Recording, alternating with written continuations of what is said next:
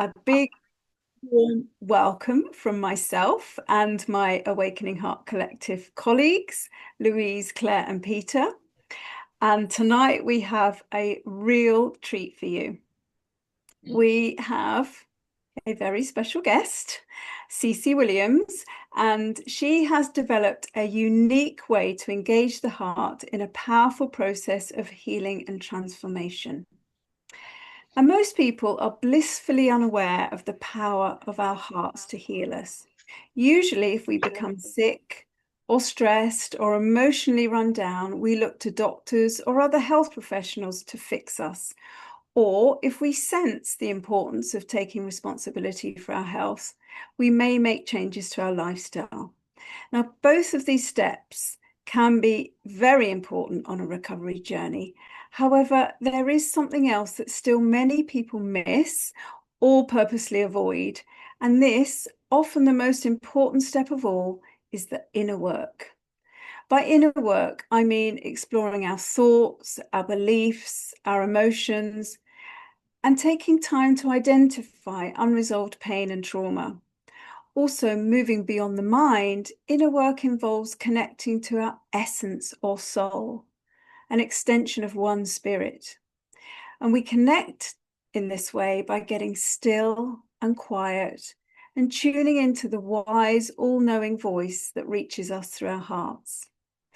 I've been working with clients to help them engage their hearts in their healing process for some years now. But I was delighted to recently discover a new approach to engaging the heart, an approach that's unique and seems to be very powerful. And this is Cissi's approach, and very shortly she'll be telling us all about it. Just before she does, however, we always start these evenings with a short moment for us to connect to our own individual hearts, and also for us to connect our hearts with all the other hearts that are joining tonight, and also those who will be watching later. So I am going to hand over to Louise, who is going to lead this for us. Thank you, Louise. Thank you, Liz. Hello, everyone. It's lovely to be with you and really looking forward to Cissi's session today. But just before we start, I'd just like to invite you, just a gentle invitation. And just please, if everyone comes in, could they please ensure that their microphone is muted, just so we don't get any feedback on the recording. Thanks, everyone. So just to invite you, if you feel it's right for you, to rest your eyes in a soft gaze or close them completely. You might also like to place your palm or your palms over your heart, if that feels right for you. And just inviting you to bring yourself in your present moment into this space.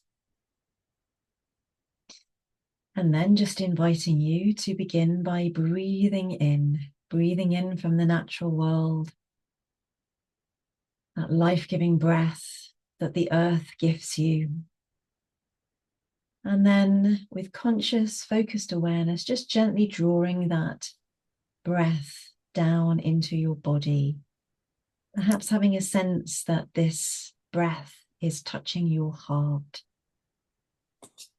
And then as you breathe back out, you breathe back out from your heart, back out to the natural world. So as you're breathing in and out in this relational breath between you and the natural world, perhaps you have a sense of the trees and the plants and the grasses, and the earth herself, all the processes involved in the creation of this breath of life that enables you to live the life that you live on this beautiful planet. Just reaching out towards you, reaching into your heart, touching your heart, making that connection with your heart. And then breathing back out, yourself back out to the natural world.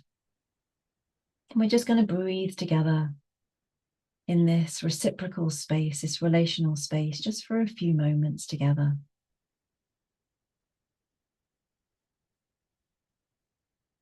Perhaps experiencing yourself as part of a web of interconnected relations. And there's not only us on this call in the living relational breath with the natural world, but all others that are going to catch up with the recording as well. Heart to heart.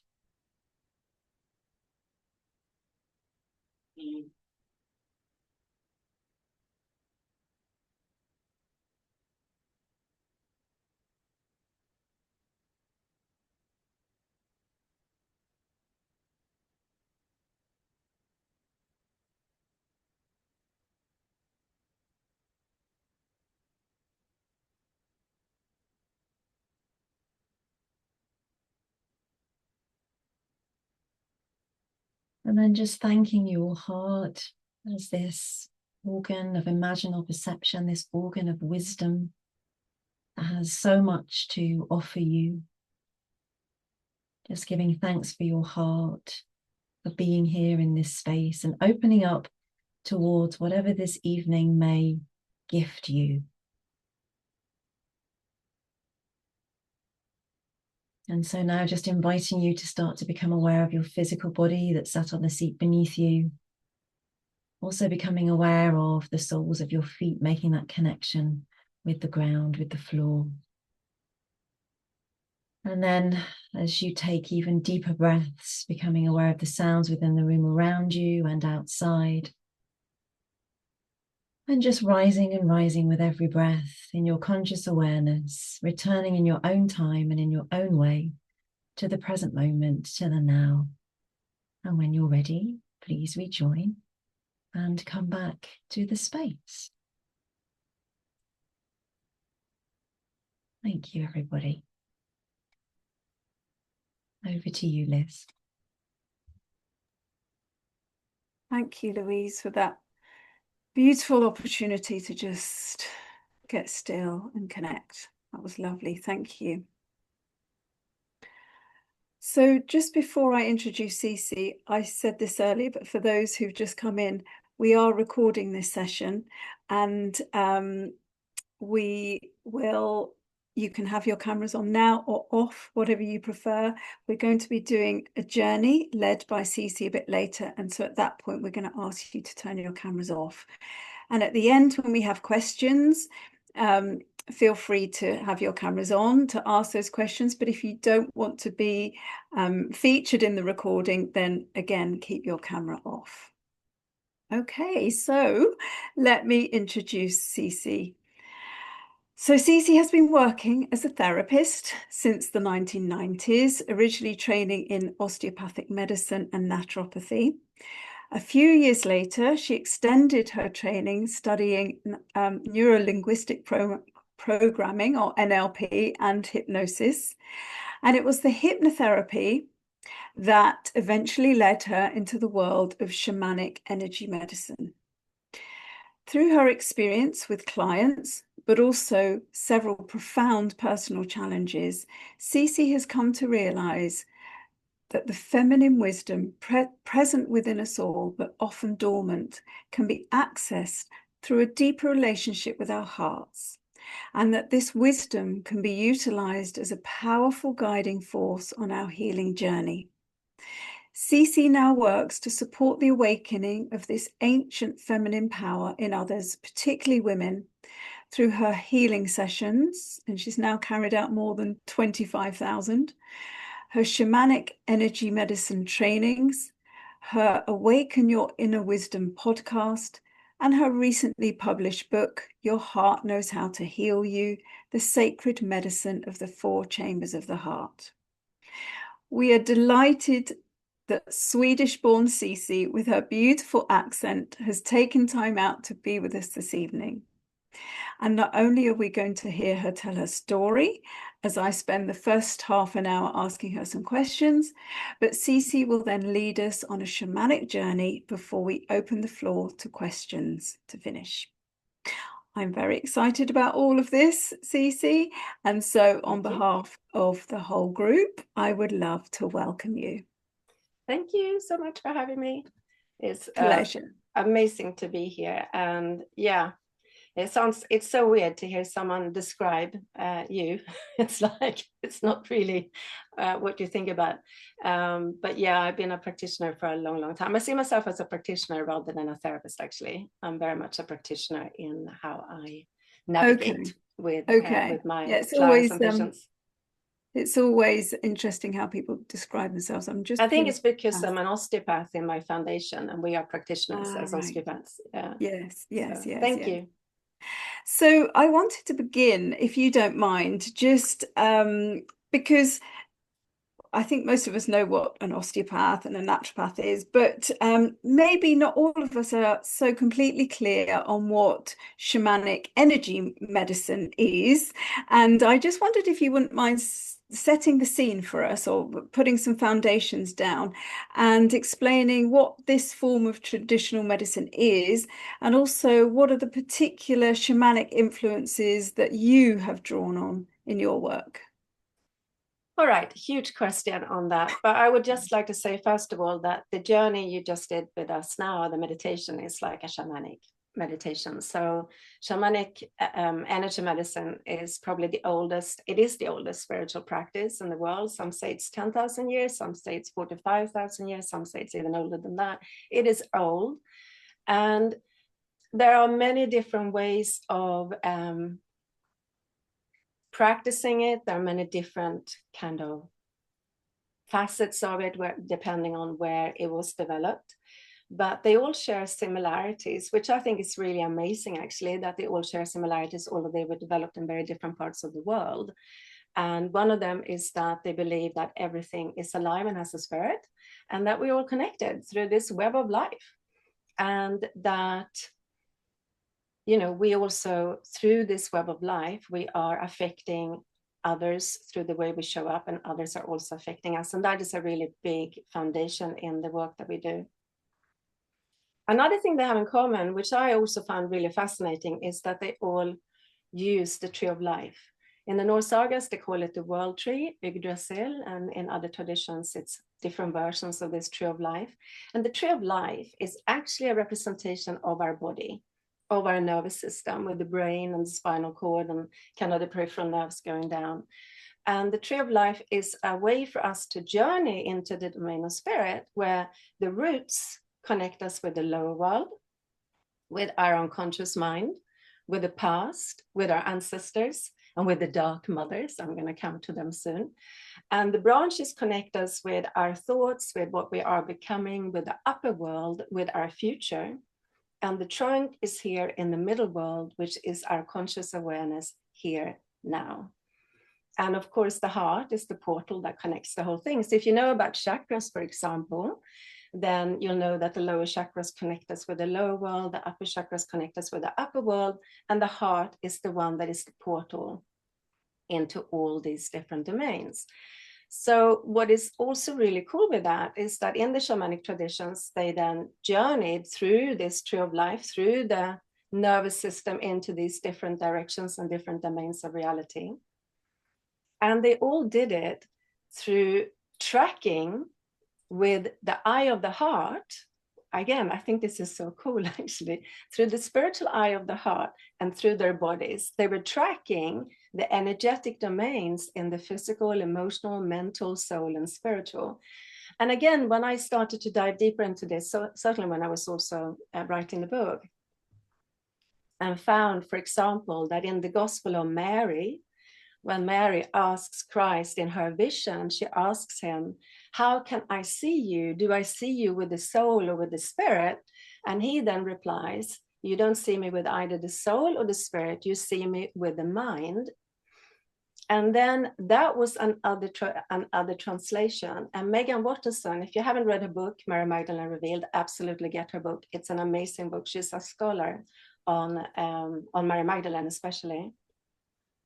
She found that the older version of that word for mind was nous, and that means the spiritual eye of the heart. So Mary Magdalene is having her vision of Christ through the spiritual eye of the heart. And, you know, it's amazing when you start to connect the dots and you can see all these different similarities. Mary Magdalene also talks about in one of her visions that Christ gives her, he shares the vision of the tree of life. Yeah. So another thing that they have in common, these ancient wisdom traditions, is that they work with the medicine of darkness and light. And we see that in their ancient stone altars, like Stonehenge, Machu Picchu, New Grange. They're all positioned in such a way that they align with the birth of the light in the darkness at winter solstice. They align with other things too, but that is their most potent time. And, you know, they were onto something with that. Because our bodies, we now know that our bodies are wired to receive the medicine of darkness and light through the pineal gland. Your pineal gland registers darkness and it then produces melatonin. And that will recharge your brain. It will boost your immune system. It will strengthen your heart. It will improve your memory. And it will also open your psychic gateways. That's why it's important to actually do shamanic journeys or any meditation in darkness, because it opens your psychic gateways. It opens the third eye, which is the pineal gland, is the remnant of the third eye. And the medicine of darkness, we heal in the night. The body heals itself, and we also slow down the aging process. And in the ancient wisdom traditions from all these different mythologies, they all knew that the dark mother, the different dark mothers, whether it is, you know, the Norse goddess Hel or the Celtic goddess Caradwen or the goddess Night, that they all carry the medicine of healing, transformation, and rebirth, just like the medicine of darkness heals us in the night. And again, they knew this, and I find that so amazing, but we have forgotten it. Whilst the medicine of light, so the medicine of sunlight, when the pineal gland registers sunlight, it will strengthen your bones, you get stronger bones. It will also boost your serotonin levels, so you get happier and you get calmer and you have filled with more clarity. And it will also reduce inflammation in the body. And again, some of the solar goddesses are actually the Valkyries, and the Norse warrior goddess types, and they're actually solar goddesses. People don't realize that. They're portals that helps us to be reborn again. But if you think of a Valkyrie, you get that medicine of the sun, strong bones, really clear, focused minds. They are ready for action, and we need that too. And these ancient traditions, in their mythologies, they also share that it's the darkness that births the light. They share that it's the goddess Night in different traditions. If it's in the Norse, her name is Nat. She's the mother of day. She's the mother of the earth. And she's most likely also the mother of the sun and the moon. In the Greek tradition, Nyx, she's the mother of brightness and day. And in the Egyptian tradition, her name is Nut. They all mean night. She's the mother of Isis, who's a solar and a lunar goddess. They all birth the light. And all the different dark mothers, for example, they all carry that medicine, whether it is Caradwen or the Norse goddess Hel. They were all seen as this loving goddess of transformation. So if we look at the Norse goddess Hel, it's just a perfect example of how patriarchy and the church demonized her. So for ages, she was worshipped as a loving mother goddess. Her name Hel means in Swedish to heal. It means sacred, it means whole, and it also means that which is hidden. And she was seen as a portal of sickness into health, death, life into rebirth.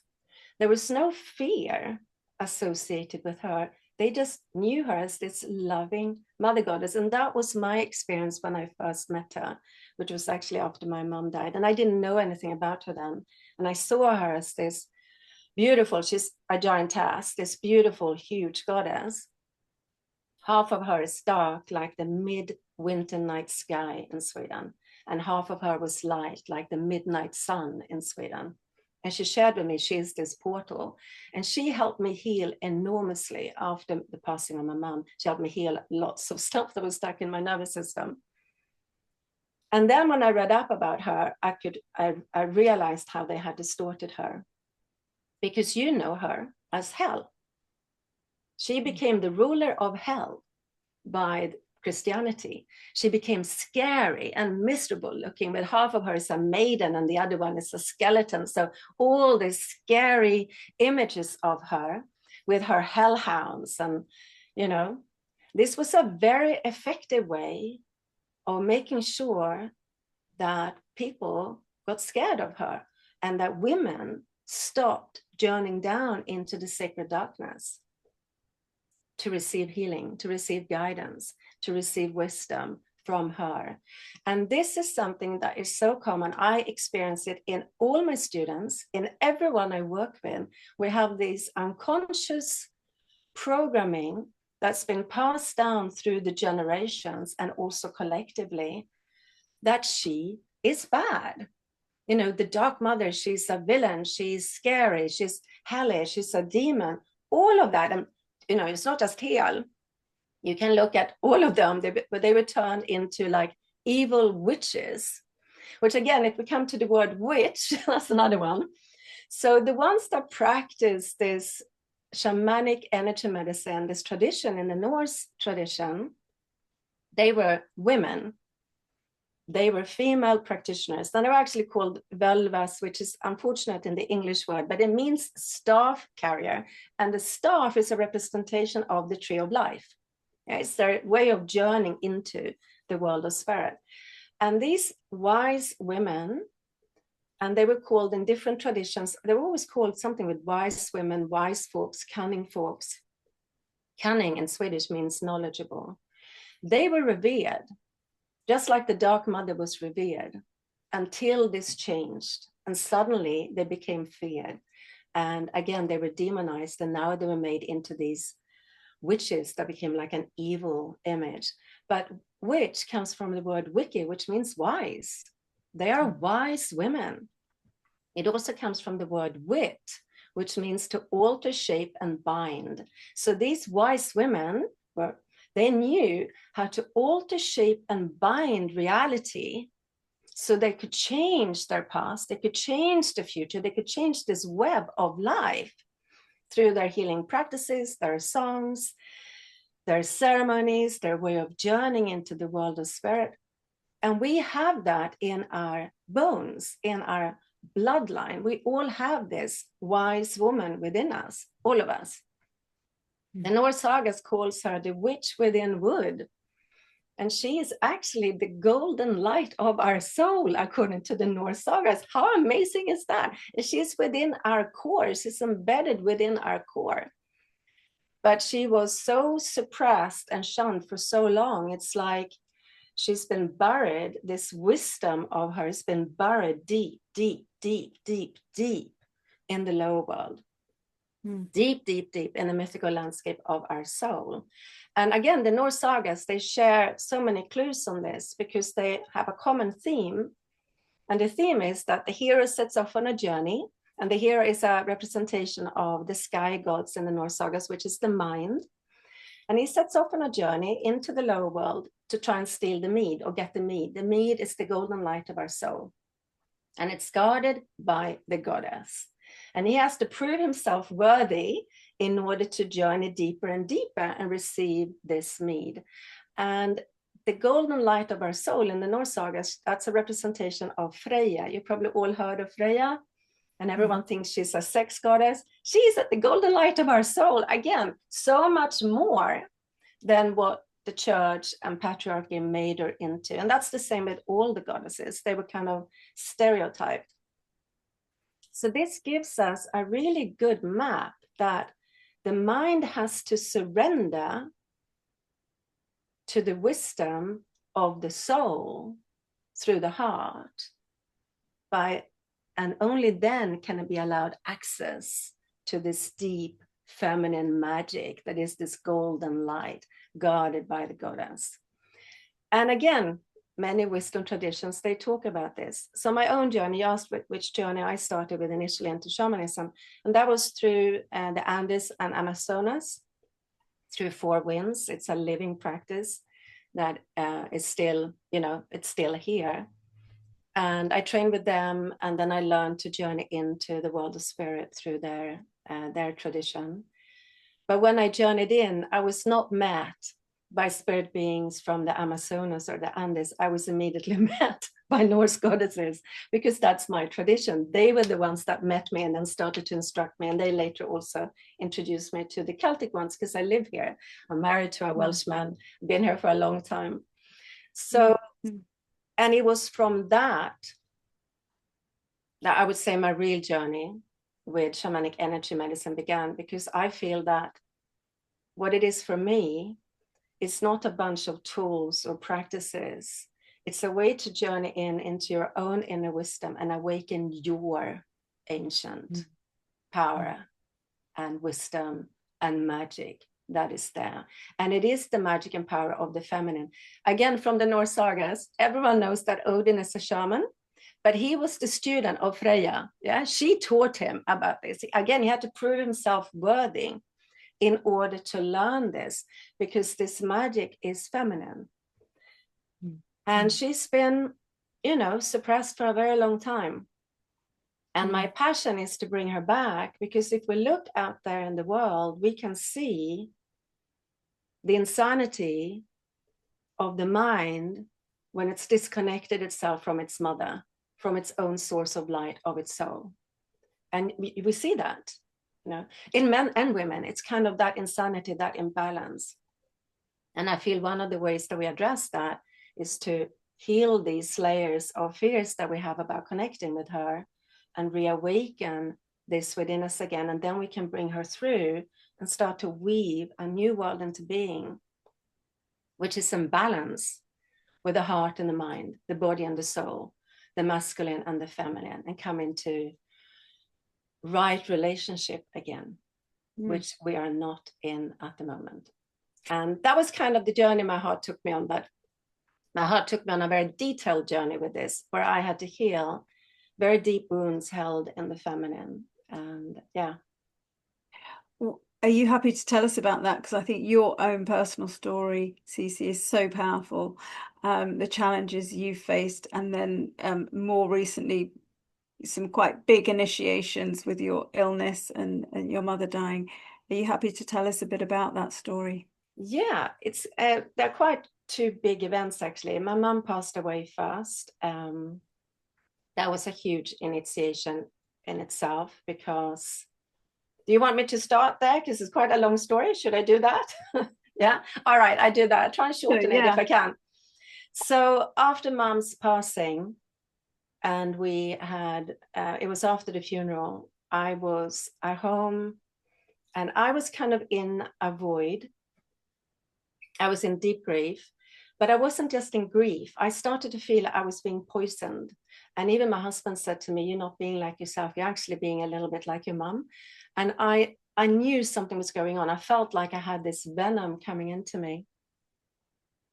And I then sat in this meditation, and suddenly Freya came, and I had not worked with her at that point. And she came and she took me on this journey. And she took me to Yggdrasil, the world tree. And she journeyed with me along one of the routes into the land of ice. And again, I didn't know then that there is such a thing as land of ice in the Norse sagas. If you heard of the Norse sagas, you know about fire and ice. I didn't know that. I had no idea about this. And she showed me what was frozen here in this landscape of the ice. And she said, "This is what's frozen in your psyche." And as I witnessed, I saw this huge yellow snake that was stretching all the way back in time. And I knew intuitively that that was the venom in the feminine of my ancestral lineage. And I recognized that this was something my mom had buffered while she was alive. Like, we've all heard about a wound that gets infected, and if it's not healed, then it gets passed down to the next generation and the next generation, like a poisonous chalice. And this was kind of that, but it was this like poisonous snake that it represented for me. Because, make no mistake, yes, patriarchy has done a lot of bad things. Women have done a lot of bad things to each other. And that is what I was witnessing, was all the backstabbing women do to each other, the wagging of tongues, the underbelly attacks that I had felt, you know, through my upbringing and just by being around women as well. But my mind had been, no, I'm fine, I'm fine, I'm fine, I'm fine, I'm fine. And my body started being more and more paralyzed. And I'm sure many of us have experienced that when we've been with other females. And you can't put your finger on it, but you just start to feel really drained of energy, like you've gone into paralysis, whilst your mind goes, I'm fine. That was that venom that was there. And Freya said, you're seeing it, and it's coming into your nervous system now because you're meant to heal this. You're meant to transform this. And then she took me on another journey. We now journeyed to meet the Norse goddess Hel. I've already shared about her with you. And all the dark mothers, they carry a fire. And she now brought the fire with her to the frozen landscape. And she showed me how to start to heal this and clear this with the fire. Because when you bring the fire into the ice, and again, this is from the Norse sagas that I've learned later. In the Norse sagas, at the beginning of time, there is this big, huge cauldron, like a void, like the void I was in actually after Mum's death. And this cauldron is filled with the magic of creation. To the north is everything, is the land that is cold, dark, and icy. And to the south, everything's fiery and hot. And what a Norse scholar called Maria Kvilhaug shares, and I love her, she decodes the Norse myths into these spiritual doors.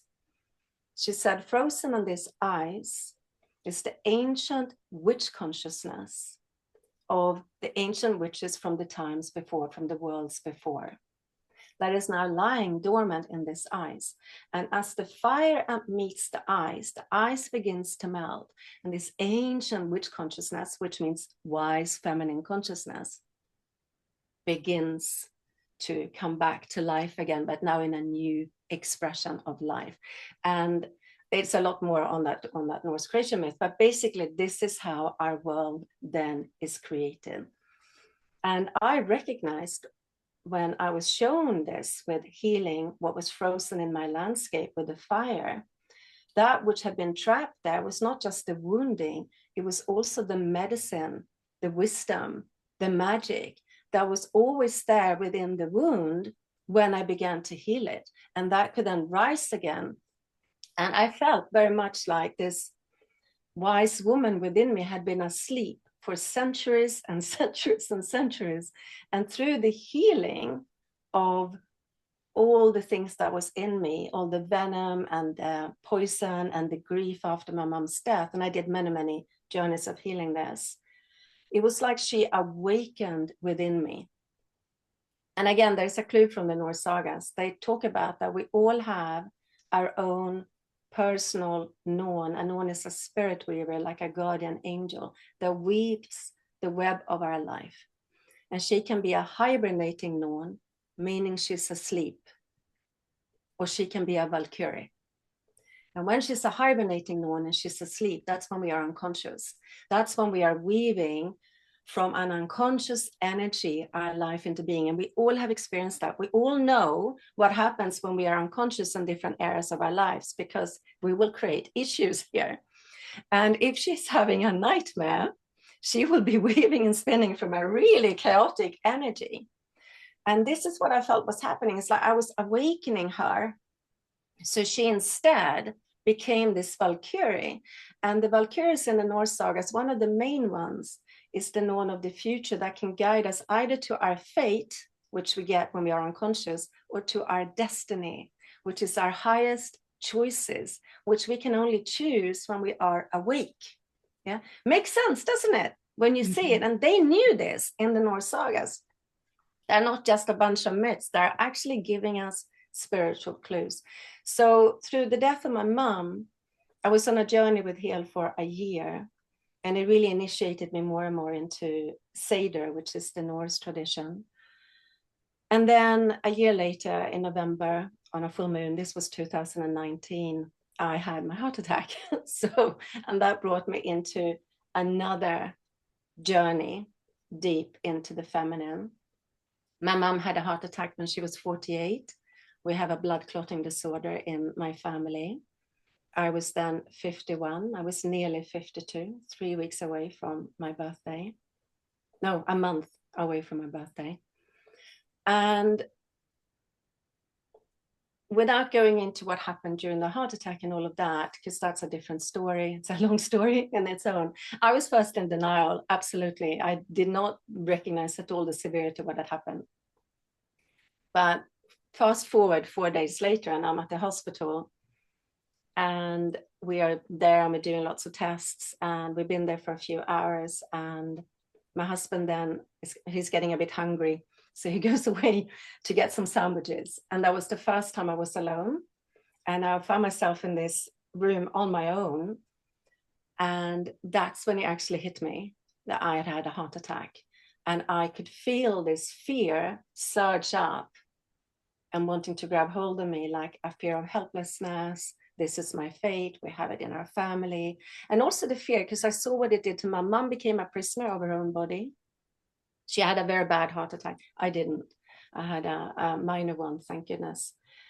And it was so easy to just fall into that. And then at the same time, I could see this other path open up for me.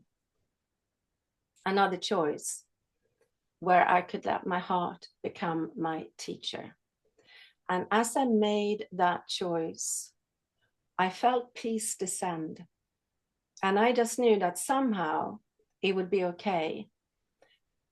It not that my heart would heal. It was actually never about that. And some people get a bit disappointed when they hear that, because they get the book and they go, oh, I'm going to fix my heart. It's like, no, it was never about fixing my body, fixing my heart. My heart was free to do whatever it wanted to do. It was about me surrendering, like the mind, surrendering to the wisdom of the soul, allowing her to take me on this journey.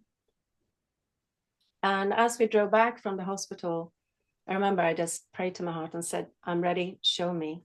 So she immediately changed my diet, actually. I suddenly could not eat anything apart from fruits and vegetables for 6 weeks. I tried to have potatoes. I'm a Swedish. We have a lot of potatoes, and I immediately threw up. It was like within seconds, could not have it. She was very clear about what I was allowed to have and not to have.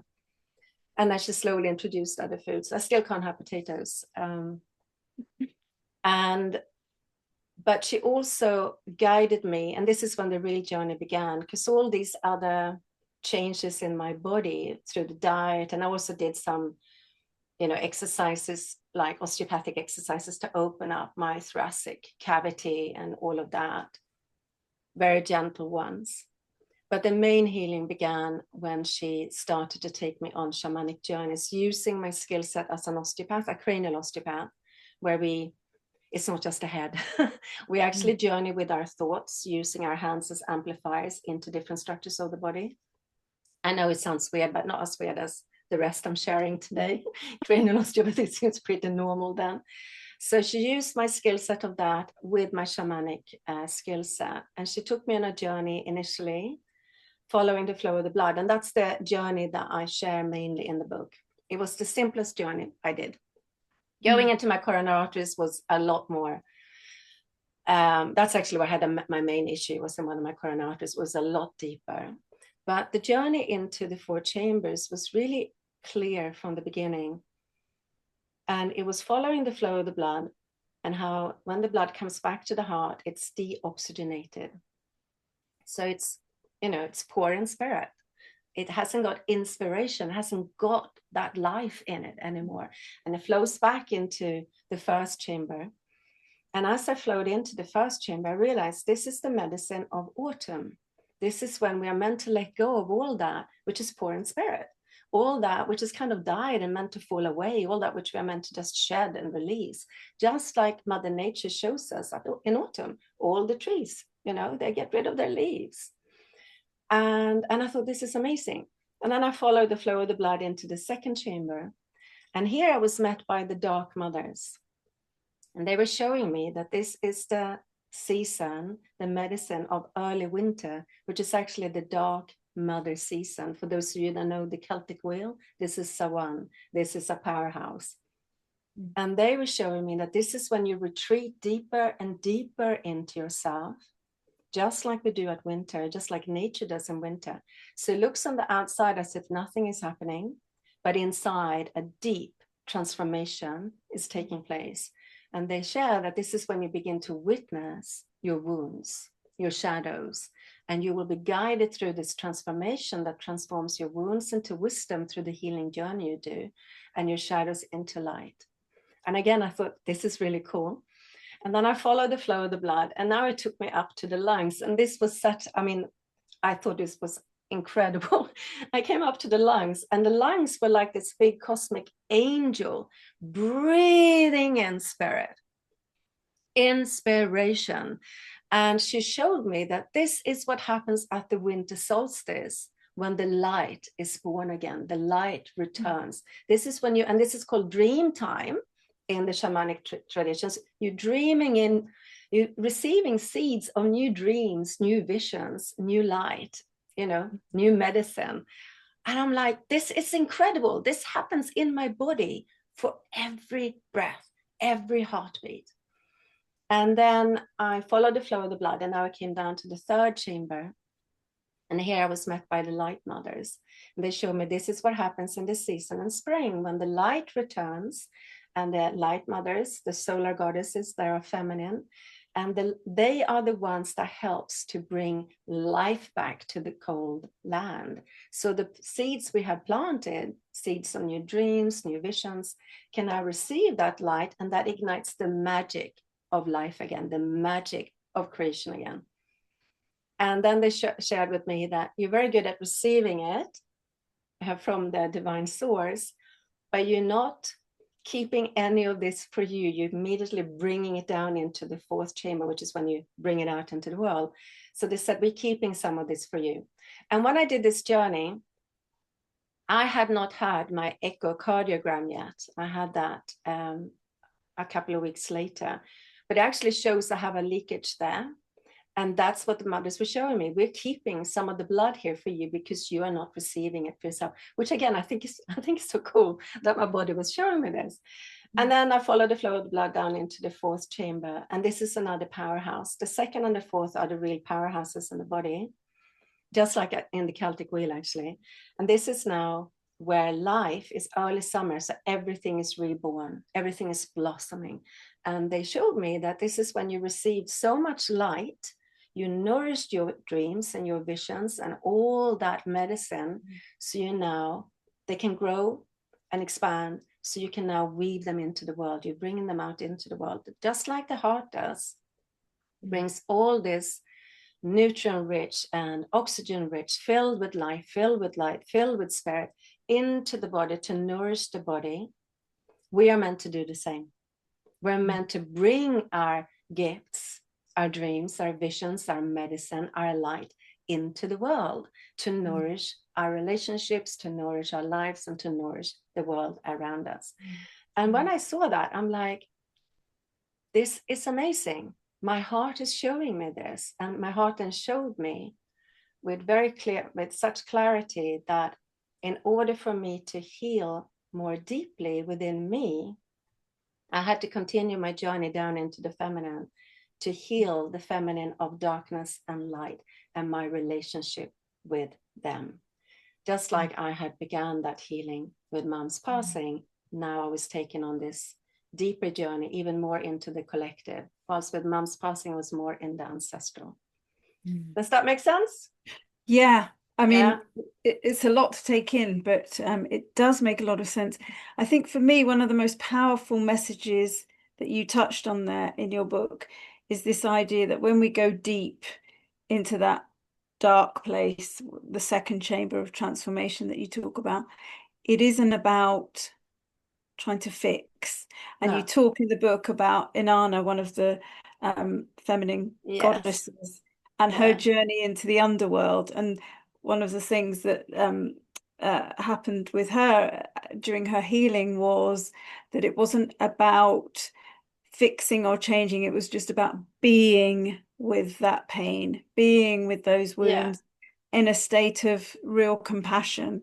And I think that's a really important point that you make in the book, and a really important lesson for anyone reading it, because we tend to think that we need to fix things because we're broken. Exactly. But if you look at the story of Inanna, it actually follows a similar one as the Norse saga. So on Inanna's journey, descending into the underworld, she has to pass through these 7 gates, which are the 7 chakras. And at each gate, she has to surrender an aspect of her ego identification. So her crown, her robes, all her royal garments, because she's the queen of heaven. So again, it shows us that, and she can't understand what is happening. You know, her mind doesn't understand a thing. And it shows us again that our mind can't be allowed entry into this deeper journey of the soul. It actually has to surrender.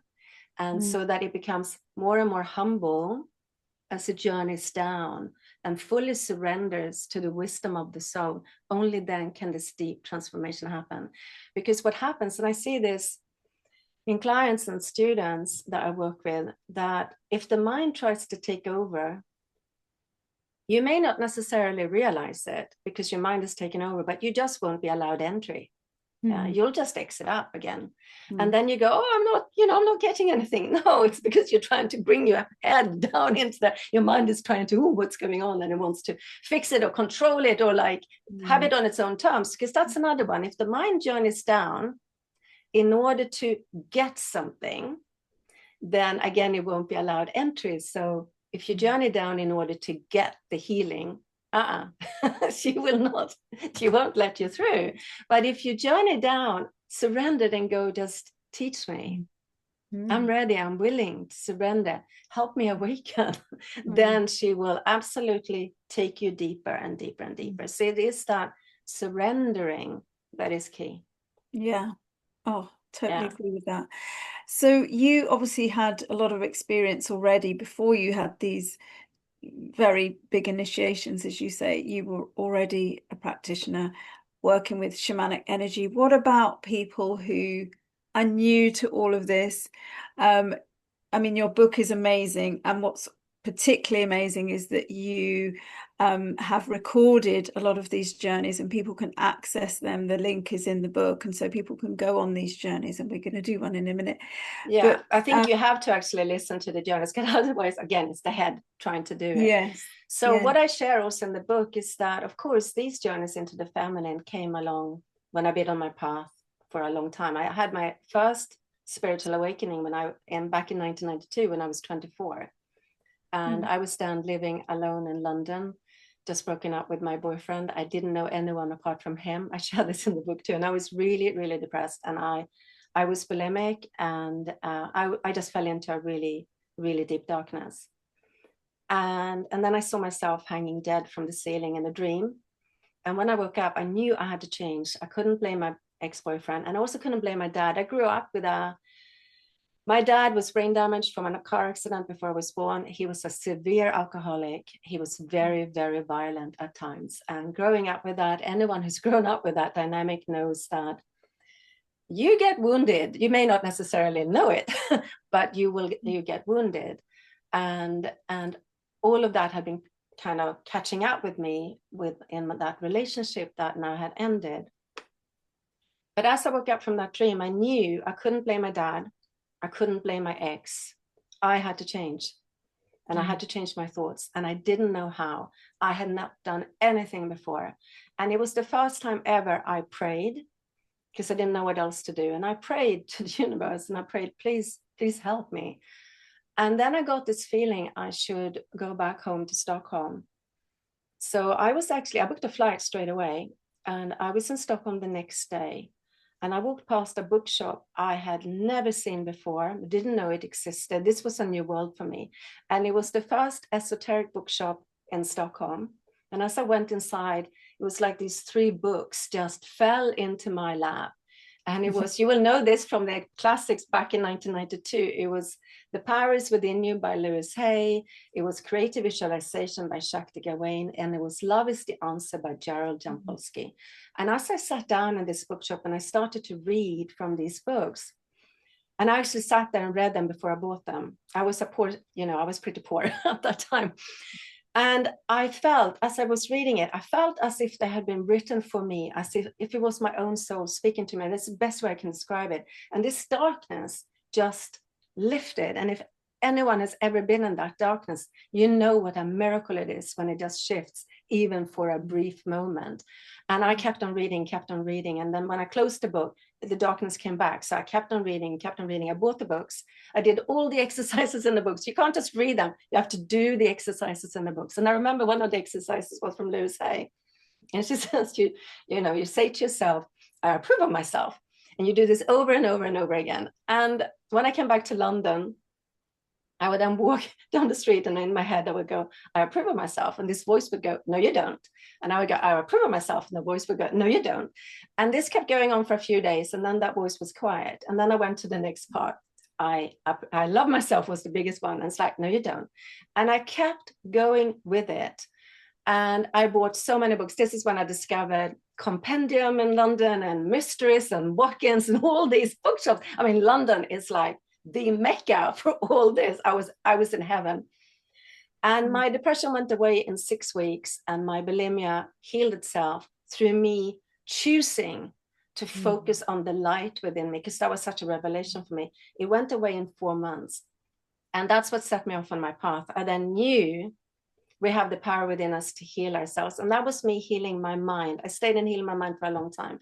And that was me not having any experience before, just being willing to be guided, because that's the thing. The universe will guide you to the tools you need. So it guided me to these books when you are ready. So just trust that guidance, trust it. It knows, your heart knows, it knows you. And it was like a surrender, wasn't it? You'd absolutely. You'd reached I was the so limit, fed up with myself. Seriously, I was so fed up with the blame.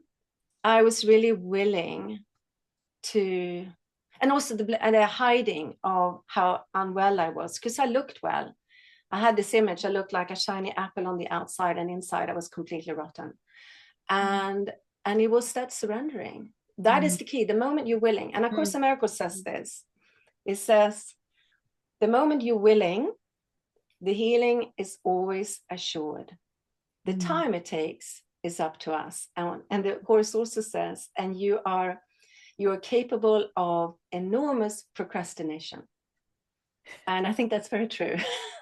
And it also says that healing needs to take time, because if we were to heal in an instant, which is possible, the whole structure, the whole fabric of our lives would just rupture. So it needs to take time so that we can be grounded and rooted in that healing.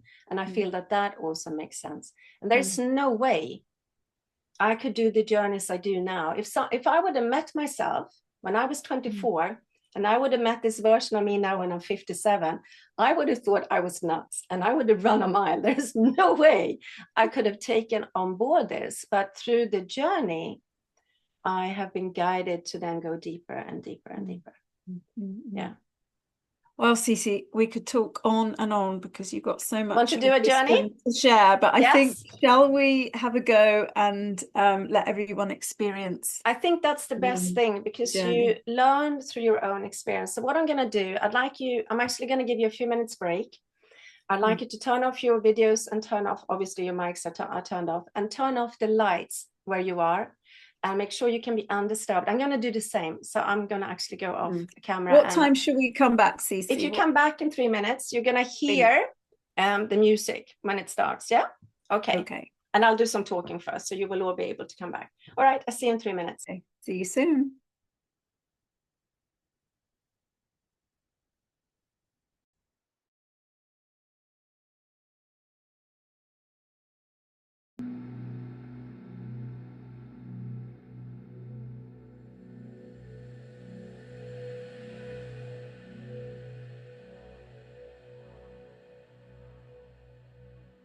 Okay, so let us first see. You can share with me, Liz, maybe, if that's okay, this volume that it's on now. Sounds good to me, Cissi. Perfect. Yeah, that's great. Perfect. Thank you. That's really good. All right, so I am soon going to take you on this journey into the 4 chambers of your heart. And the first chamber is where we will witness what you're meant to release and let go of. So all those areas of your life which are poor in spirit, like autumn. And as you let it go, your healing journey into the sacred darkness can begin. And then in the second chamber, you now journey deeper into the sacred darkness, where you begin to transform that which is now meant to be healed. And then we will journey up to the divine source, which is the lungs. And here you breathe in new inspiration and visions and dreams from spirits. You're receiving the light of new life.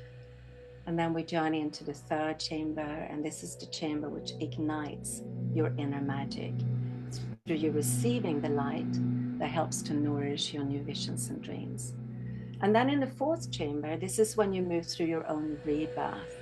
So you can expand and blossom, sharing your gifts and visions and dreams with the world. In every chamber, we will have a fire that will help us.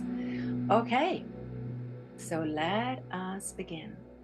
So I'd like you to sit or lie down in a comfortable position. And make sure that your mic is muted.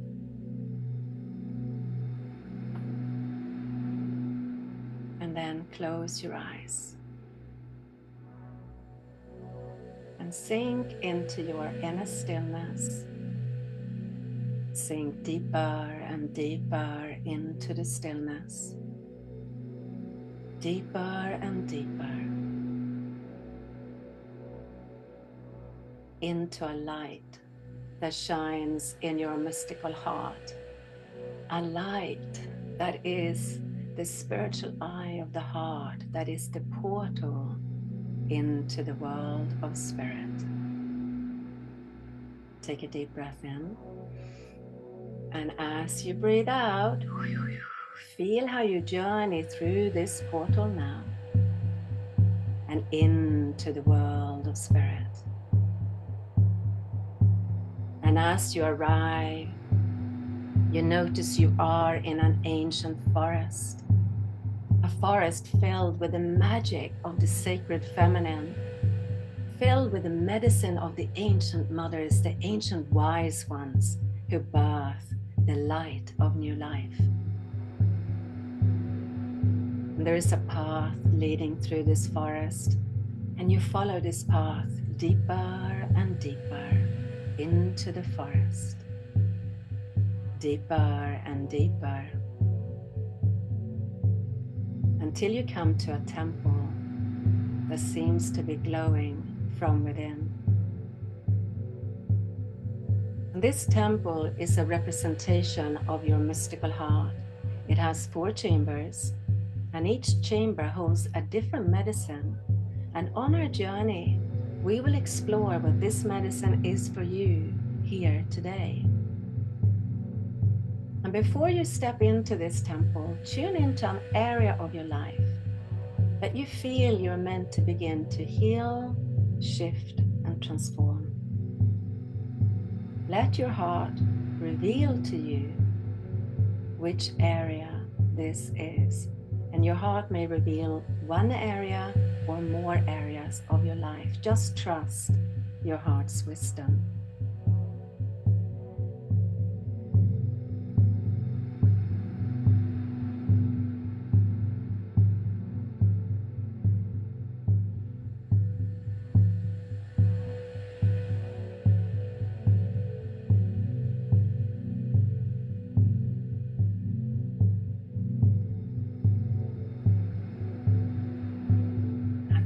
That's good.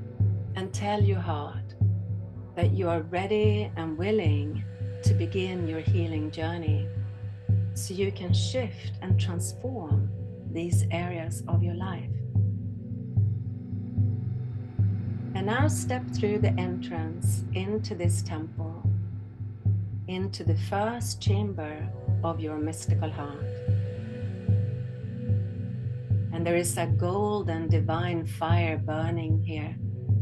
And the power of this holy fire, like a little bonfire, is that it has the ability to heal anything that you place in it. So notice now all that you are meant to let go, all those thought patterns and behaviors that are stuck in fear, that are drained of life, that are poor in spirit, old energies that have held you back, that you are now ready to let go. Just notice what those thought patterns, behaviors, and old energies are, so you become aware of them all.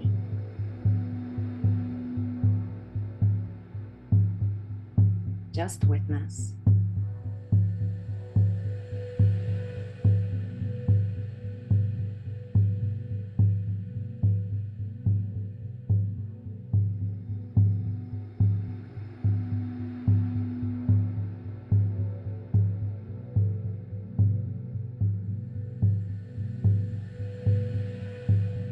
And as you're witnessing this, start to place it all in this golden divine fire, trusting that everything you place in this holy fire is cleansed and healed. And I'm going to be quiet for a little while so you can do this now. And as you surrender it to the fire, just feel how you let it go, and you can breathe the energy of this out into the fire. So you're releasing it from your body, from your being. So keep doing this now at your own pace. Just keep surrendering it. You can also use your hands to actually remove it from you, like thought patterns that you want to move away from your head, from your hair, from your energy field. Energies held within you, breathe them out. So do that now. Trust your body.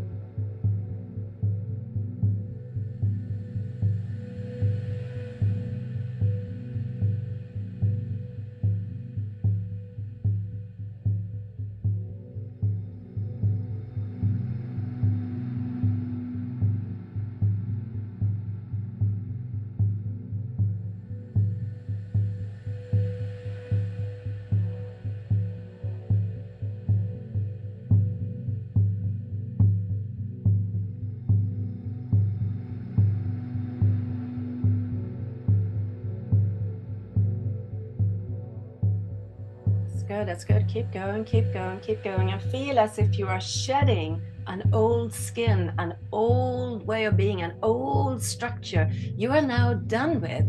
Just let it all go by placing it in this holy fire. So you're releasing it from your body, from your being, through your out breath. That's it. And let the fire just heal it, cleanse it, transform it. Good. And now you journey into the second chamber of your heart, where another little fire is burning.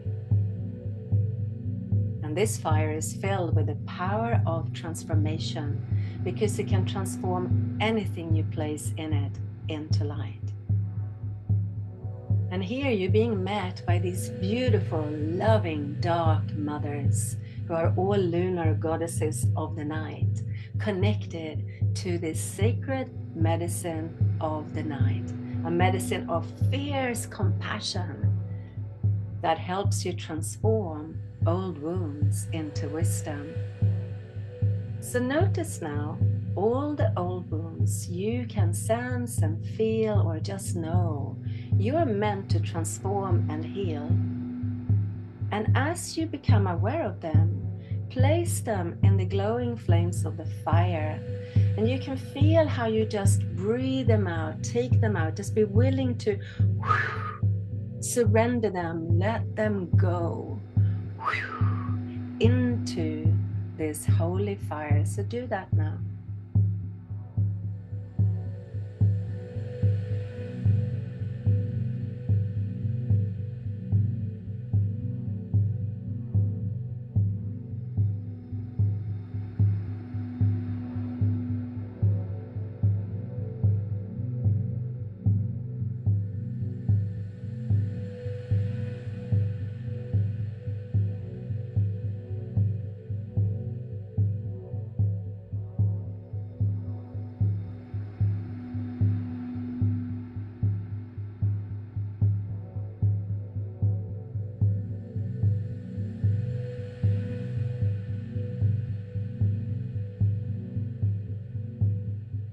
Just keep going. And as you do this, also feel how you start to let go of that heavy energy and the old wounds connected with those life areas that you are ready and willing to heal and transform.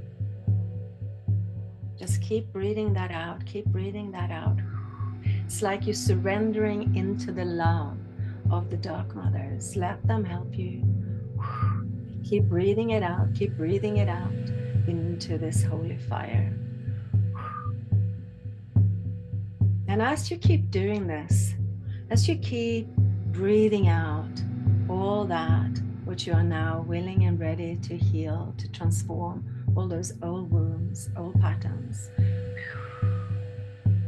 the Dark Mothers, they now start to remove old stagnant energy from your energy field. It is as if they're combing your energy field from anything that is heavy, and they place it all in their divine fire. So they are freeing you from the past. They're freeing you from this heaviness by releasing it all into this holy fire where it is transformed into light. So let them do this whilst you keep surrendering, keep breathing out into the fire. And feel how the Dark Mothers are here. They're loving you. They love you in your humanness. They know you so intimately. They're like these ancient loving mothers. Let them hold you. Let them be here. With their compassion, supporting you, helping you as you keep releasing into the fire. And some of you, I can feel it. You may actually need to really like energetically vomit up stuff that you are now ready and willing to actually let go of. Deep, deep wounds that you carried within you. And let the mothers also help you by removing it from you.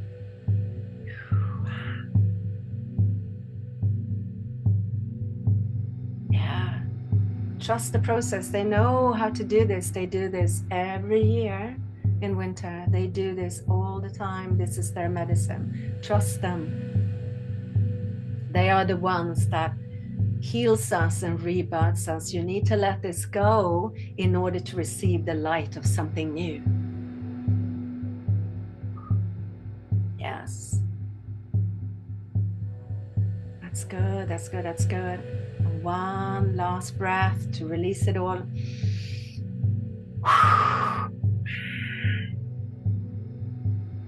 That's good. And you now continue your journey out of this temple. So step out of the temple, feel the fresh air. And now you start to journey up, up, up, up, up into the beautiful darkness of the night. Up, up, up, up, up to the moon and the stars. Up, up, up, up, up to the divine source. This cosmic angel. And here, feel how you begin to breathe in new light. You're breathing in the light of new inspiration, new medicine, new insights, the healing medicine you need so you can choose love instead of fear. You can choose trust instead of doubt. Just keep breathing all this light in. And as you do, let this healing medicine, these new insights reveal themselves to you as gifts from Spirit. So I'm going to be quiet for a little while so you can do this. Just keep breathing it in, filling yourself up with this light.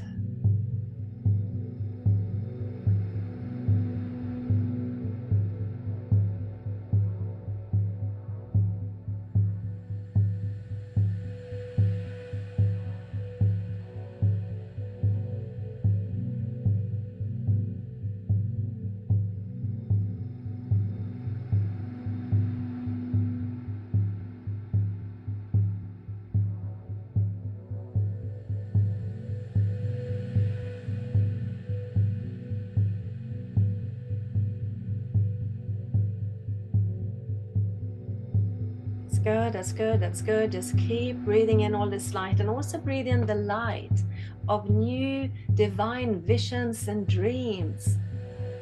The light of a new consciousness, the light of your highest choices. Just breathe in all this light.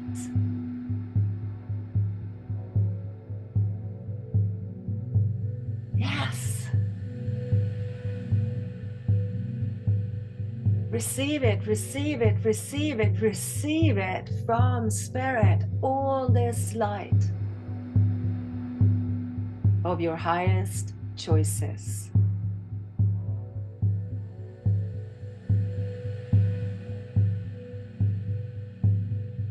And feel how all this light flows into your whole being, filling you with light, with life, with gifts from Spirit for every breath you take.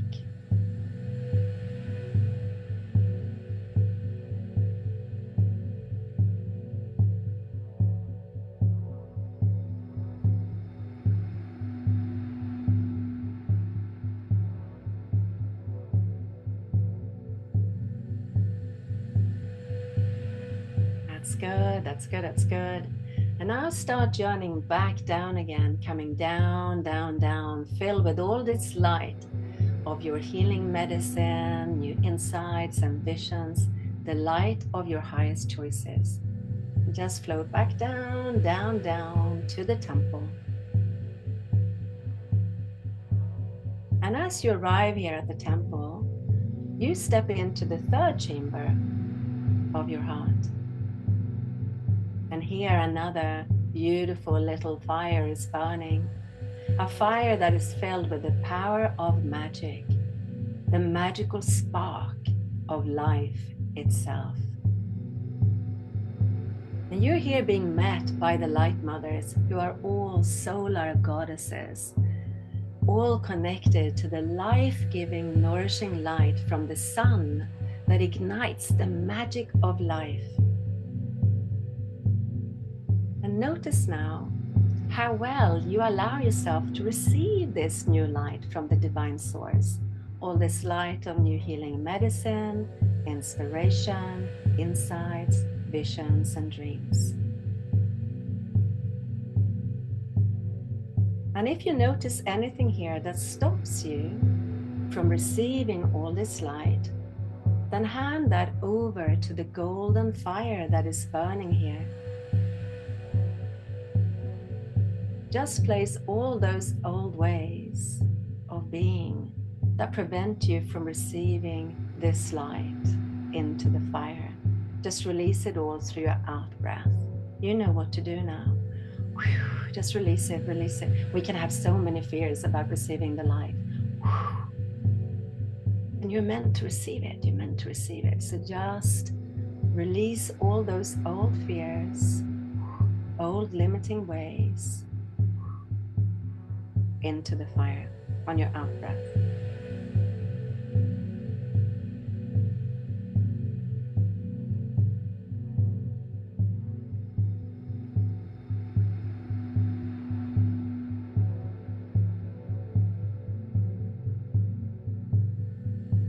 That's good, that's good, that's good. Keep doing that, keep doing that. And as you keep releasing this into the fire, the light mothers now, they start to remove from your energy field that which stops you from receiving the light. It is as if they're combing your energy field from anything heavy, freeing you from old fears that have stopped you from receiving the light, stopped you from expanding and blossoming, stopped you from shining your light. And they place all these old fears into this fire where it's all being transformed into light. So let them release this from you whilst you keep breathing out all that you're now meant to release. Yeah. Allowing yourself to be healed.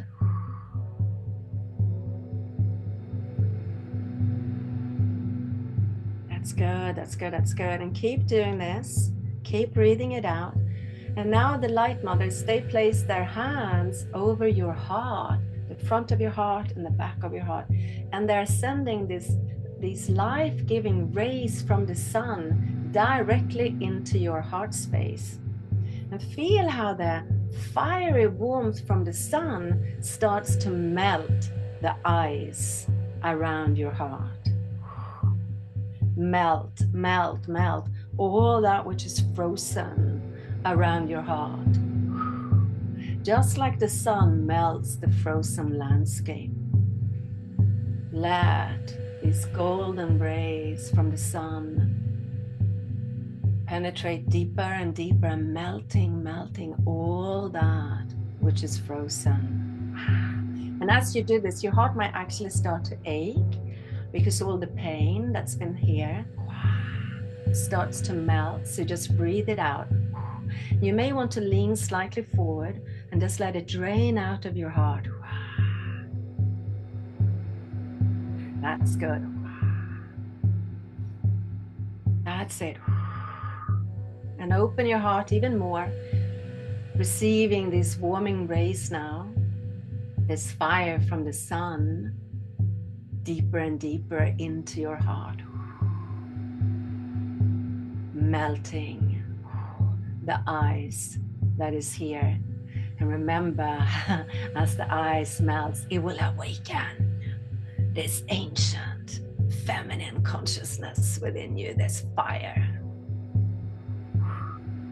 That's good, that's good, that's good. And let it in even more, even more. I can feel some of you have some pain here. So just let the ice melt, melt, melt. You keep breathing out the pain, keep breathing out the pain. That's good, that's good. Allow yourself to be healed. You're allowing your heart to come back to life. Yes. And as you let the rays from the sun in, even more, even more, even more, feel how it now ignites a divine flame within your heart. And this divine flame is like your own inner sun. And feel how this divine flame starts to burn more brightly, becoming bigger and bigger and bigger. The divine flame filled with your light, with compassion and love and wisdom, filled with this golden light that is the magical spark of life itself. And the more you open your heart, the more this inner golden sun can shine, and the more you awaken the magic of life within you. And with your heart now glowing like a radiant sun, you now continue your journey into the fourth chamber, where another beautiful holy fire is burning, a fire that holds the power of rebirth. And notice now all your old thought patterns and fears and behaviors that stop you from sharing all the beautiful inspiration and light and healing medicine you have received from the divine source.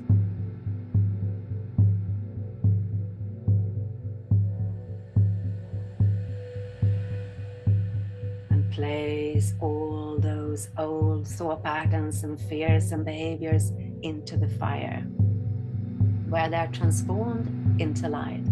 Just release them through your out breath, trusting that the fire transforms it all into light.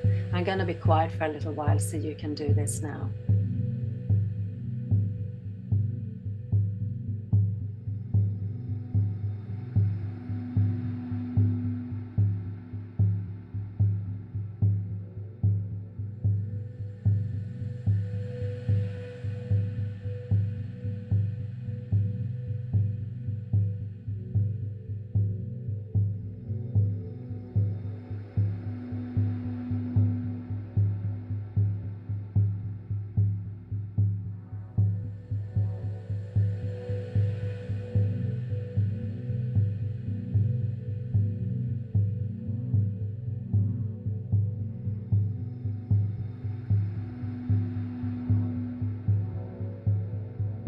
good, that's good, that's good.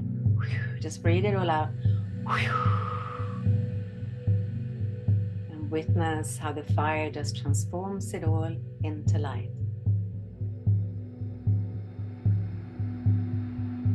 And the fire, this is a fire of rebirth. It beckons you. It's telling you that it's time for you now to step inside this fire so you can move through a rebirth, this holy fire of the feminine. So feel how you step inside this divine fire of rebirth. And let it burn, burn, burn through you. Let it release you from all those old fears, old thoughts, and old ways of being. Let it burn, burn, burn through you, through your bones, through your blood, through your nervous system, through your heart, through your whole being. Releasing you from the hold of the past. Let yourself just burn, burn, burn. Freeing you, freeing you, freeing you, freeing you, cleansing you. Releasing you.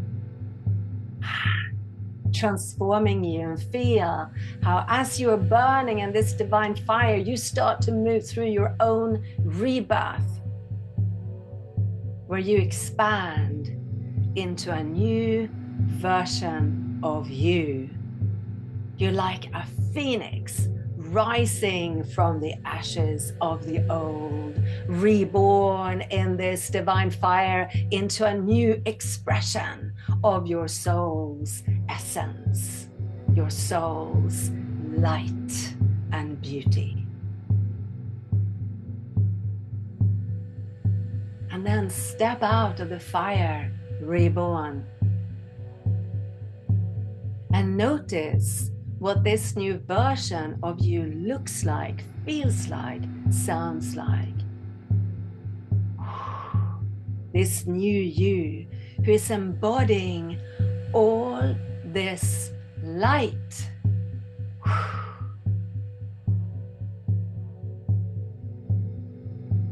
Feel the healing medicine you now carry within you. Medicine filled with wisdom and light of your new dreams and visions and divine inspiration. Really feel this light of a new consciousness you are here to share with others, the light of your highest choices you are meant to weave into your life.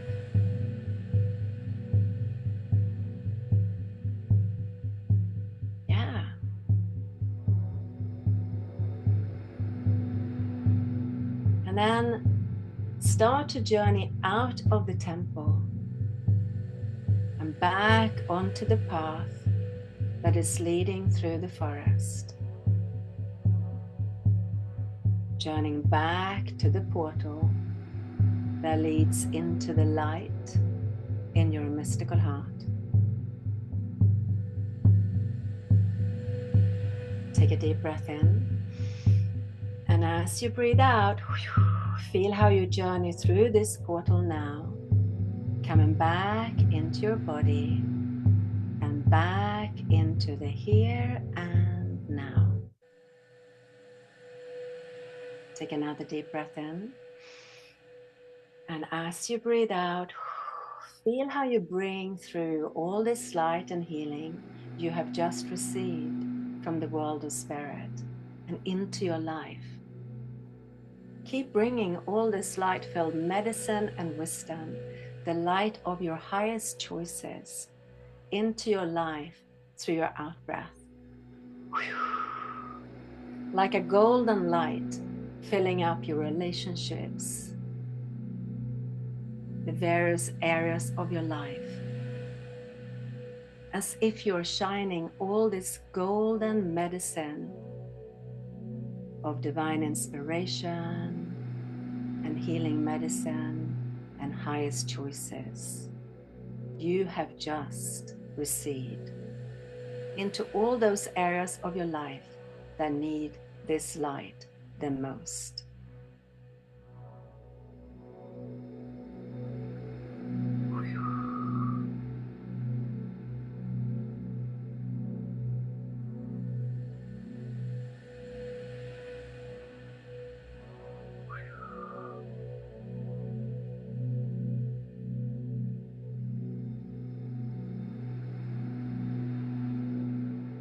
For every out-breath, keep filling your life with the light-filled medicine of love and trust and hope, with the light of your highest choices.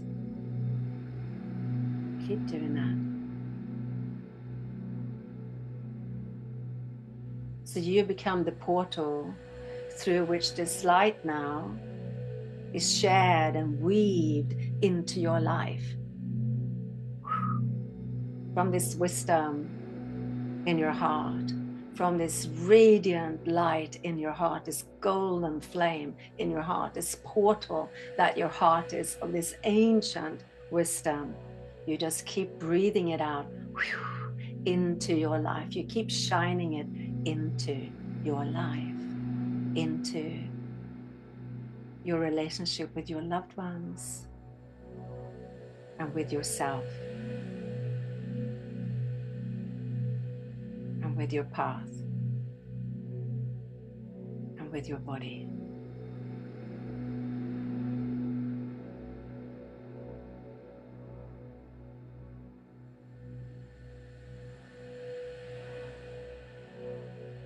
And then take another deep breath in. And as you breathe out, you can open your eyes. And thank your heart, tune into your heart and thank your heart for this journey it has just taken you on. And if you want to, take a moment now to write down your learnings, your insights, your messages. You may want to write a letter to yourself from your heart. You can start the letter with the words, "What my heart wants me to know is." And then just keep writing the messages your heart has for you. I'm going to let the music be on for a few minutes so you can do this now. And thank you for doing this journey with me here today.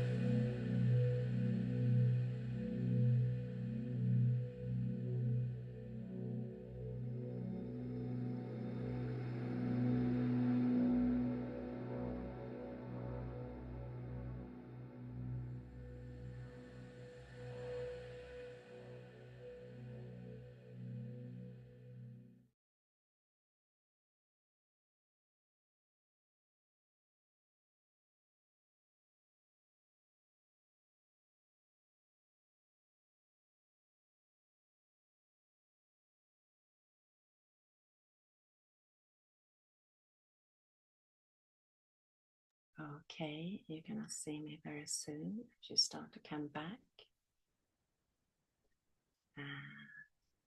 Yeah, I'm not sure if you can see me. Can you see my whole head? My head very looks dark in here. cut off. Oh, Cissi, that was so beautiful. Can you And it see me felt okay? so Actually, powerful. I can't hear anything. Yeah, now I can hear. I'm going to put my lights on 1 second. Yeah, the lights make it so hot. Yeah. Wow. The music was so hypnotic, and the drumming and your voice and the journey itself, it felt incredibly powerful. Thank you. My goodness. So if anyone's still yeah, you're going to be very trancy actually. Yes, So, yes. So well, I would recommend that, yeah, definitely after we finish today, continue to write so that you really harness what you receive from the world of spirit into our world here, into the middle world, without going into the mind too much. So just write it down, and then, you know, continue. Obviously, you're all on a path to tune into your heart. So I'm speaking to those who already know about that, which is lovely. And also trust whatever your experience is. So whenever you do, you can do the same journey, for example, and you're going to have a different experience because you're going to be unraveling another thread, another energy. So, and I got so many different journeys. You can also listen to on the podcast where there are so many different ways of journeying into the world of spirit. But even if you've heard the journey before, it will be a completely different experience. And I think that's the main thing to remember, that it will show you what you need to work on at that time. And the more you journey in, the more you get to know the landscape, and the more you also develop this spiritual eye in your heart, so you can start to track more and trust it more, because you're not tracking with your mind. It's not that the mind should understand everything. The mind can have like aha moments when you suddenly realize things, absolutely, but you're actually feeling it with your body. So some ask me often, I didn't get any pictures, but I felt it. Great, you know, you feel it. It's the body that releases it. So just trust whatever experience that you have, and avoid comparing with others. Just trust your own. It's your journey. Absolutely. Yeah. So I don't know if anyone has any questions. We are running a little over time. It's okay. I'm here. So of course, anyone can leave if they want to. But I'm here if you have questions. So that's very kind and generous, Cissi. So while people are thinking of that, I've just got one thing I wanted to say, because even though you weren't going in with the intention to fix your heart, tell us what happened with your heart in terms of healing. Your physical condition. Yeah, I actually try to avoid sharing that too much, because then people get, oh yeah, because it's not, because my heart is fine, and to the point that it's actually, this is a different story that I didn't fully share. But so I've been on another journey actually with my youngest daughter. She had stuff that came up for her, so we actually journeyed into the darkness, into the north of the Arctic circle where my ancestors are from. We went there for a whole month because we had to face the darkness. We left Sweden when she was 11, and she knew she had stuff to heal there. It was really weird that we went there, but we did. And then we went and did the same for the midnight sun at the end of May. And that was actually harder for us to be in the light, because it's never dark. It's never dark. It's like light all the time. And through that, when we came back from that journey, this is so weird. She was absolutely fine now. She had completely healed through that year that we did. And so that she could go to uni and all of that. And I was called in by my GP to come back in. And I'm like, why? What? And he said, the cardiology unit, they wanted me to call you in. And I'm like, okay. And he said that they decided to discharge you because they can't now find anything wrong anymore with your heart. And they even questioned that their diagnosis was correct in the first place. Yeah. And I'm like, oh, that's great, really great news. And I feel that it was something about that we actually journeyed into the darkness, back to our ancestral land, and then into the light, that did some really deep healing for us. But my heart still gives me symptoms. It is my barometer. So, you know, if I'm sharing something and the heart is going, yes, this is the truth, I will feel it as an ache. If I have stuff come up for me, I will feel it as an ache. It is my teacher. So I'm not there to, you know, I don't want to just go in and go, oh, my heart is now healed and fixed, because it's not about that. It's my teacher. But it just happens that the structures are absolutely fine. Yeah. Well, that is great. That's really good. But it's not the intention of the journey. Absolutely. Yeah. Because the mind then will go, oh, I want to do that. And then you're journeying down to her domain with an agenda, and you just won't get there. You have to truly fully surrender to the journey and allowing your heart to awaken you. That's why the book is called Your Heart Heals. Your heart knows how to heal you. Yeah. Not the other way around. Yeah, absolutely. So does anyone else have questions that you'd like to ask? You can write it in the chat, or you can come off mute and speak directly. What I will say, though, is that from me having done these journeys, the power of shamanic energy medicine is absolutely awesome, absolutely incredible. And yeah, it has blown my mind of that incredible healing power and wisdom we have within us, within our bodies, within our bones, within our own roots. Because already knew about healing the mind, of course, I shared that before. But this, tapping into this, wow. Yeah. Very, very powerful. Another level completely. Yes. Yeah. Yes. Yeah. And one that I do feel many are longing to connect with. Yeah. To bring her medicine out into the world. Bring her fierce compassion, not the compassion that goes, yes, yes, yes, we'll just love you, but actually fierce compassion too. So she can give us slaps when we are unconscious to wake us up. But she does it through love. Yeah. Yeah. Perfect. So anyone want to ask anything, or are we all too zoned out after that? Well, you can write it in the chat. If you don't want to speak, write it in the chat. I'm an introvert myself. I actually hate being on camera. I hate it. I don't like being seen. I'm such an introvert. I'm such a Swede with that. I think most Swedes are very introverted. I'm very chatty when you meet me, but in myself, I'm introverted. So I tend to prefer either writing or just have audio. So yeah. Well, everyone's very but if you have any questions? Joseph has unmuted. Yeah. Oh, Joseph. Yay! Yeah, firstly, thank you so much. Obviously, you were talking about the feminine and the divine feminine, but I felt very welcome, but I'm also acutely conscious that men also need to bring through the feminine into the world, because we're seeing so much confusion and turmoil, and men need to step up in a whole different way. So I just want to say thank you so much for the welcome.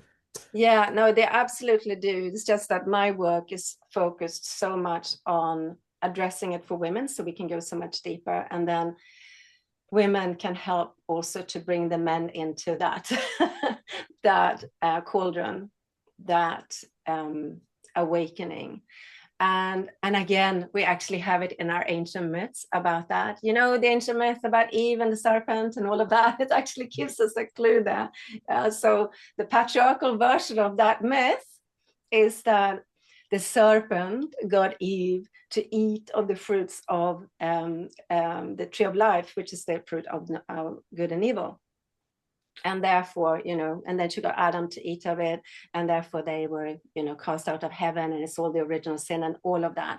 That's the patriarchal version. But if you think of the tree of life as a representation of the goddess, and the fruits are a representation of her wisdom, and the serpents are actually a messenger from the goddess. It's like the serpent is telling Eve to wake up and eat the fruits of her own wisdom. And then she goes to Adam and she shares that with him too, so that they can both be fully awake. Yes. So it's a lot of deprogramming that needs to happen for all of us, so that we can readdress our relationship with her and with the masculine and come back into right relationship. But my path is very much about bringing her through, because she has been so distorted for such a long time. Yeah, that makes so much sense. Anyone else wanted to comment or ask anything? while you're thinking, I'll just tell you that so we're having a little break from running events over the summer, but we are going to start again in October, and our very own Louise Livingstone, who's got a journey that really does resonate very much with Cissi's journey. And she's written a book, and we'll be having a book launch event in October, all online again. Louise will be telling her story and telling us about her book. So that is going to be, if you've enjoyed this evening, which I'm sure you all have, you will really enjoy that too. So all details will be in our newsletter. So I think there's a question or a comment just come in. Let me have a little look. Ruth says that was so very powerful. I found myself swaying a lot. Actually, I did as well. Yeah, really. That's your body. No, you should see me. Yeah. You will. So this was quite a tame journey. You want to experience really more shamanic journeys, do go to the podcast. Actually, I have many with the Tree of Life, many when you're meeting the Dark Mothers and the Light Mothers, meeting Freya, Ran, and others. So, but you are journeying through your body. So absolutely, you will be swaying. You'll be doing this. You'll also often be doing energetic vomiting, where you're like, wow, you just get rid of it. You move. If you're getting rid of thoughts and stuff from your hair, they often are knotted around your hair, as if there are thought strands, and you'll kind of move it. You use your body to clear it. So trust your body. And this is one of the reasons we actually, when we do sessions on clients, we do it online, audio only, so that no one can be seen. So you actually have the freedom to move. Yeah, we don't do Seder online. Seder you have to do on face-to-face, but it gives you that freedom to not have to be self-conscious and just basically at times rip loose, because there are a lot of pent-up emotions that needs to come out when we are releasing, you know, eons Ruth said stuff. There were tears for her as well. Yeah, there can be tears, there can be grief, there can be screaming, there can be all sorts of stuff coming up that have been in that frozen landscape. So, and I could feel quite many of you had pain when we were working on bringing the fire into the heart, melting that ice. I could feel it. So yes, trust your body. Thank you.